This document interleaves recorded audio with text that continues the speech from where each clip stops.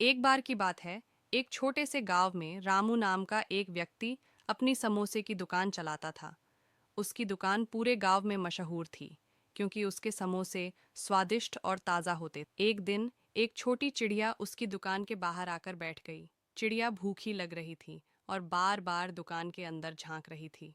रामू ने देखा कि वह चिड़िया बार बार उसे देख रही है, तो उसका दिल पिघल गया। उसने सोचा, क्यों ना इस चिड़िया को भी कुछ खाने को दूं। रामू ने एक छोटा सा समोसा लिया और उसे चिड़िया के पास रख दिया। चिड़िया तुरंत आई और उसने खुशी खुशी समोसा खाना शुरू कर दिया। ये देखकर रामू के चेहरे पर एक मुस्कान आ गई। अगले दिन फिर से वही चिड़िया उसकी दुकान के बाहर आकर बैठ गई। रामू ने फिर से उसे समोसा दिया। ऐसा कुछ दिनों तक चलता रहा। अब ये रोज की बात हो गई थी।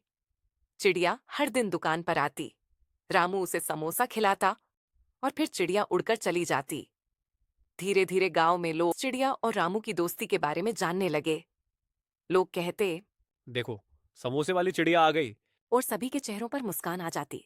एक दिन रामू बीमार हो गया और दुकान पर नहीं आ सका। उसकी जगह पर उसका सहायक दुकान चला रहा था। उस दिन जब चिड़िया आई तो उसने देखा कि रामू वहां नहीं है।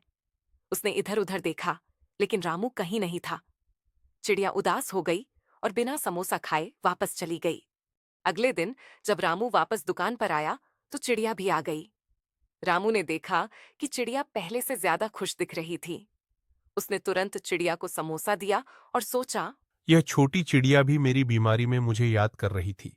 उस दिन से रामू और चिड़िया की दोस्ती और गहरी हो गई। लोग इस अनोखी दोस्ती की मिसाल देते और कहते, यह तो समोसे की दुकान वाली चिड़िया है।